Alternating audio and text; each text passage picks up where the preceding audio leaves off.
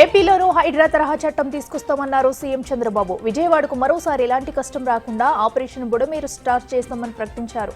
కొందరు రాజకీయ నాయకులు అండతో సామాన్యులను వరదపాలు చేశారని మండిపడ్డారు CM Chandrababu.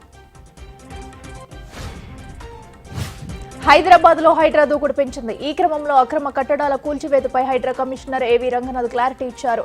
FTL buffer zone లో ఇప్పటికీ నివాసం ఉంటున్న ఇళ్లను కూల్చబోమని ప్రకటించారు. ప్రస్తుతం నిర్మాణ దశలో ఉంటే మాత్రం కూల్చేస్తామని వివరణ ఇచ్చారు.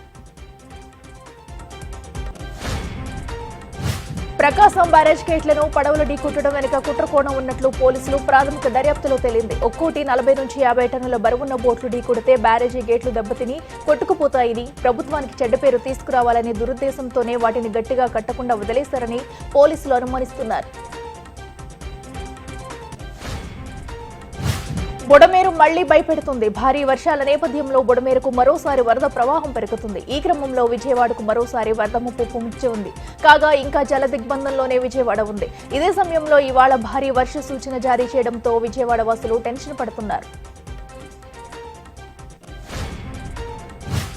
ఏలేరుకు వరద పోటెత్తింది. అంతకంతకు వరద ప్రవాహం పెరుగుతుంది. దీంతో ప్రమాద హెచ్చరిక జారీ చేశారు అధికారులు. ఏలేరు వరద ఉధృతితో పిఠాపురంకు వరద ముంపు పొంచి ఉంది.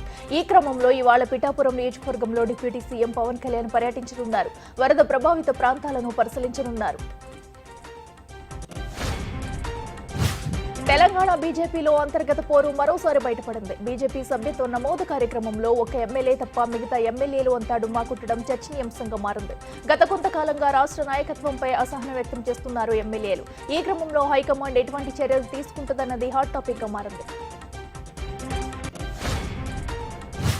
బంగాళాఖాతంలో ఏర్పడిన వాయుగుండం ప్రభావంతో తెలుగు రాష్ట్రాల్లో భారీ వర్షాలు కురుస్తున్నాయి. సాయంత్రానికి వాయుగుండం తీరం దాటే అవకాశం ఉంది. ఇవాళ రేపు ఏపీ, తెలంగాణలో భారీ నుంచి అత్యంత భారీ వర్షాలు పడనున్నాయి.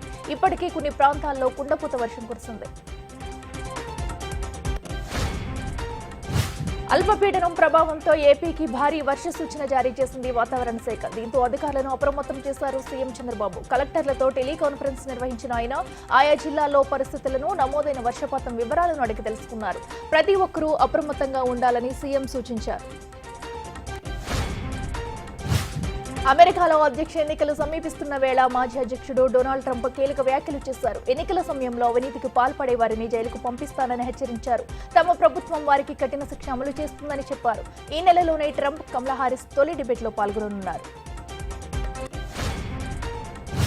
England star all-rounder Moeen Ali అంతర్జాతీయ క్రికెట్ కు వీడ్కోలు పలికాడు. కొత్త తరం కోసం ఈ నిర్ణయం తీసుకున్నట్లు చెప్పారు. ఇప్పటి వరకు 68 టెస్టులు, 138 వన్డేలు, 92 టీ20లు ఆడాడు మెయిన్ అలీ. అన్ని ఫార్మాట్లలో కలిపి మొత్తం 6,600కి పైగా పరుగులు చేశాడు. బౌలింగ్ లో 360కి పైగా వికెట్లు పడగొట్టాడు.